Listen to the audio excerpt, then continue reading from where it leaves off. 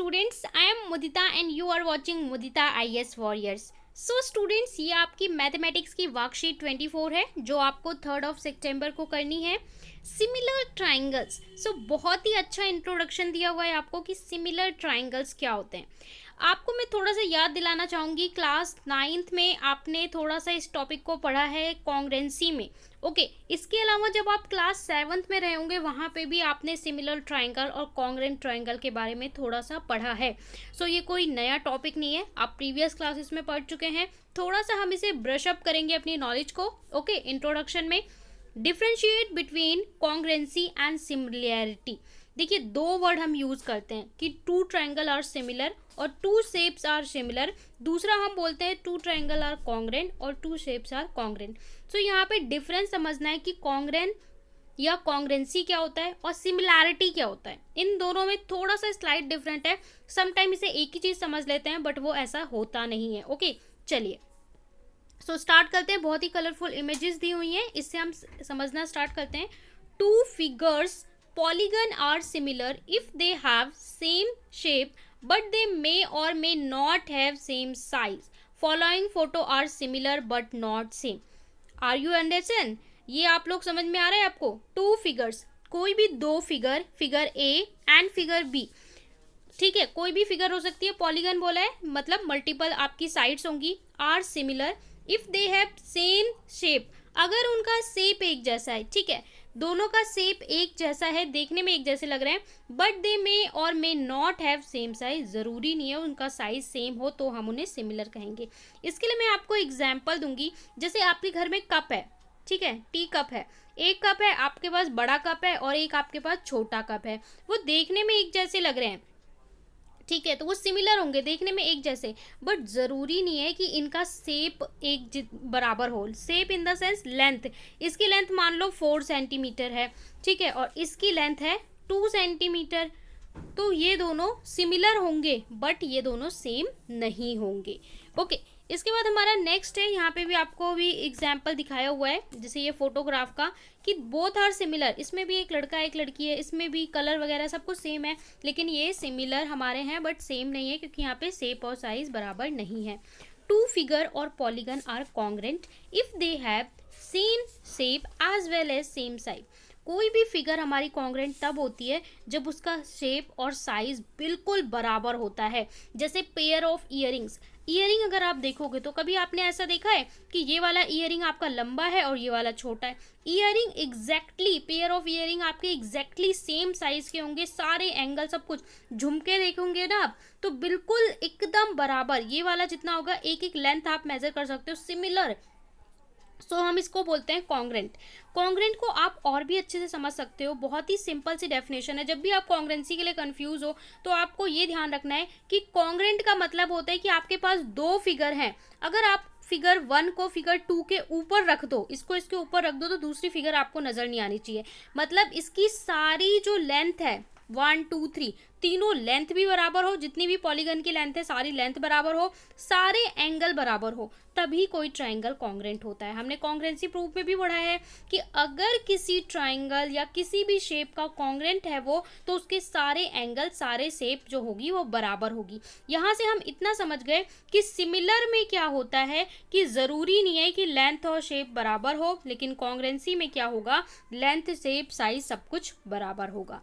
Okay चलिए यहाँ पे आपको एग्जाम्पल दूसरा भी दिया हुआ है. बुक के जो पेजेस होते हैं यहाँ पे भी आप देखोगे ये कॉन्ग्रेंट होते हैं, exactly same size same length सब कुछ बराबर होता है.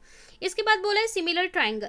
Similar triangle are of exact shape but are different size. So यहाँ पे साइज इनका डिफरेंट हो सकता है, ठीक है, size in the sense length इनकी डिफरेंट हो सकती है. तो यहाँ पे सिमिलर ट्राइंगल का आपको एग्जांपल दे रखा है.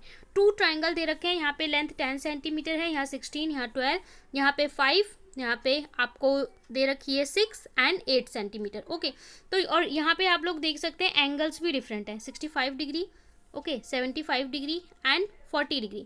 ओके सो ये सिमिलर ट्राइंगल हैं बट इनका जो लेंथ है वो डिफरेंट होगा.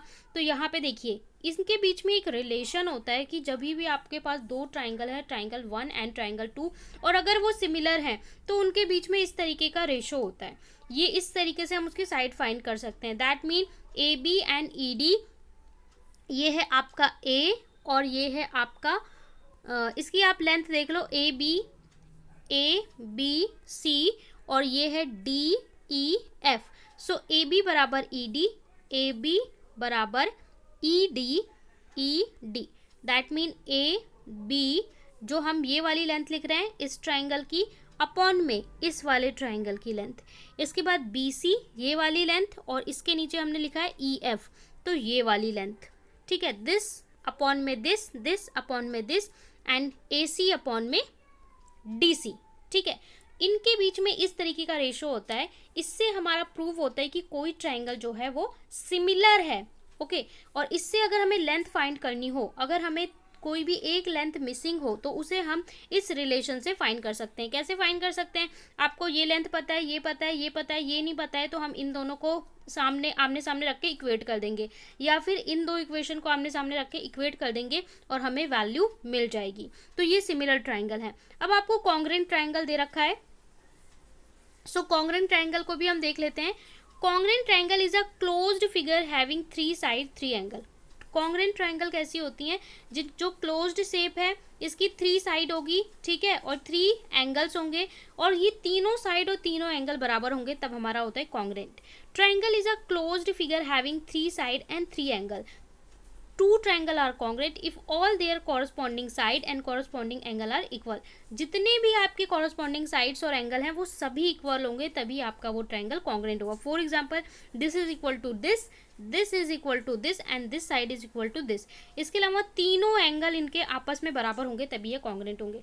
सिमिलर में क्या कंडीशन है? दोनों देखने में एक जैसे लग सकते हैं लेकिन एक छोटा एक बड़ा, जैसे एक बच्चा है वो इतना बड़ा है, एक बच्चा है इतना छोटा है, पर दोनों ने एक जैसे कपड़े पहन रखे हैं, सब कुछ एक जैसा, लेकिन इसकी हाइट जो है वो 4, ठीक है, 4 फुट है और इसकी जो है 6 है, तो ये सिमिलर होंगे। लेकिन जब हम कॉन्ग्रेंट की बात करें तो एग्जैक्टली जैसे आप ट्विंस बोल सकते हो, एग्जैक्टली सारे एंगल सारे शेप बराबर होने चाहिए, ओके। सो यहाँ पे उसी चीज को आपको लिखा हुआ है कि कॉन्ग्रेंट क्या होता है, सिमिलर क्या होता है। सो आप कॉन्ग्रेंट और सिमिलर को थोड़ा समझ चुके होंगे।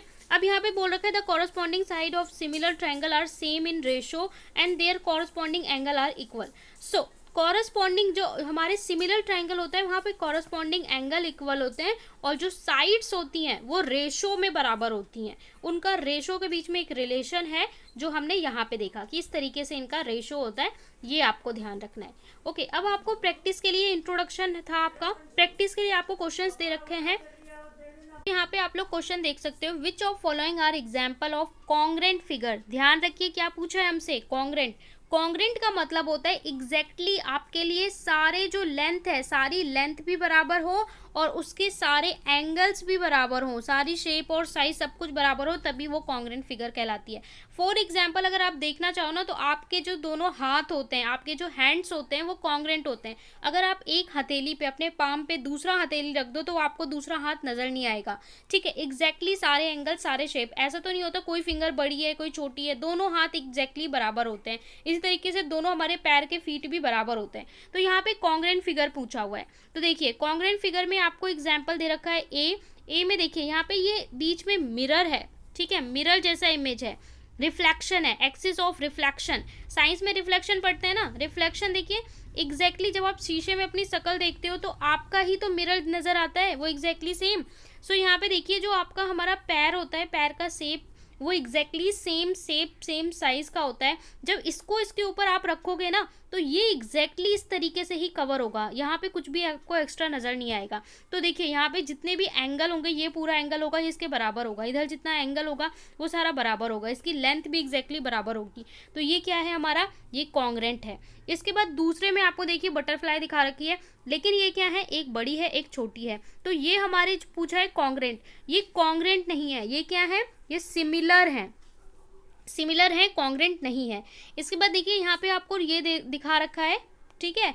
तो यहाँ पे आपको जो ये पहाड़ है यहाँ पे देखिए ये इसकी लेंथ ये इसकी लेंथ, कोई छोटा है कोई बड़ा है, एग्जैक्टली हम नहीं बोल सकते कि ये कॉन्ग्रेंट है, तो ये भी हमारा कॉन्ग्रेंट नहीं होगा। लीव्स को देखेंगे, ये दोनों लीव्स भी सिमिलर हैं बट इसका साइज छोटा है और इसका साइज बड़ा है।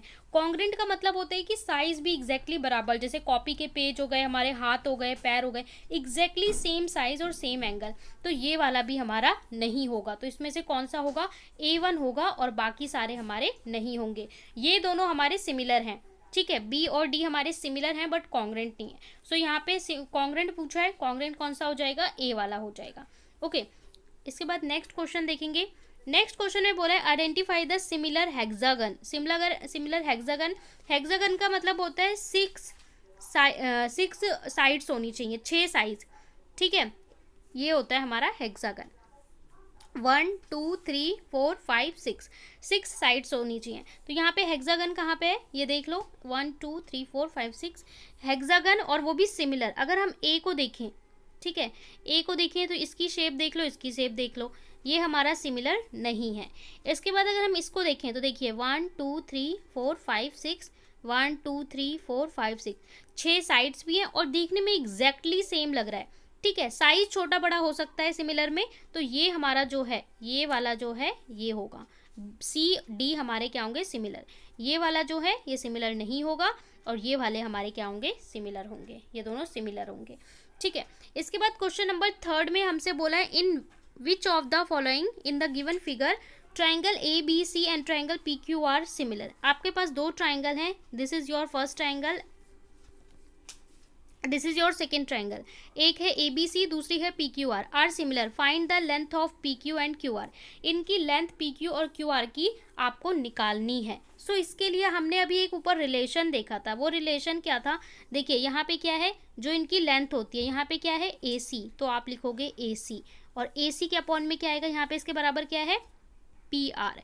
इसकी तरीके से अगर हमारा जो यहाँ पे क्या है बी सी, तो यहाँ पे हम लिखेंगे बी सी, ये किसके बराबर होगा, क्यू आर, इस ये क्यू आर का रेशो होगा। और इसी तरीके से अगर हम ए बी देखें तो ए बी ये किसके बराबर होगा, पी क्यू। तो यहाँ पे हमें इस तरीके से ये रेशो रखना है, वैल्यूज रखनी है, और हम सॉल्व कर लेंगे। तो चलिए इसे सॉल्व करके देख लेते हैं किस तरीके से आप इसे कॉपी में लिखोगे। वाले को हम ऐसे सॉल्व करेंगे, ये थर्ड आपका क्वेश्चन है, ठीक है। ए सी आपको 12 दे रखा है, A B 7, B C 10, P R 18, P Q आपको फाइंड करना है। सो अगर आपके 2 ट्राइंगल सिमिलर होते हैं, एक ट्राइंगल है हमारे पास A B C and again दूसरा ट्राइंगल है पी क्यू आर, सो हम उसके रेशोज़ लिख लेंगे, ठीक है। रेशो कैसा होता है, फर्स्ट ट्राइंगल की जो लेंथ है दूसरे ट्राइंगल की सेम जो लेंथ है उसको उसके रेशो में रखते हैं। तो A C by P R, ठीक है, इस तरीके से मैंने लिखा है, ए सी अपॉन में P R equal to A B upon में P Q equal to B C upon में क्यू आर। अब यहाँ पे जो जो वैल्यू हमें गिवन है वो पुट कर देंगे। ए सी जैसे हमें पता है 12, तो 12/18, ठीक है। यहाँ पे पी आर की वैल्यू हमें पता है कितनी है, 18 है। ए बी की वैल्यू 7, पी क्यू हमें नहीं पता, फाइंड करना है तो पी क्यू। इसके बाद ये हमें बी सी 10 पता है, और क्यू आर। सो इस तरीके से आपके पास देखिए ये स्टेटमेंट बन गया।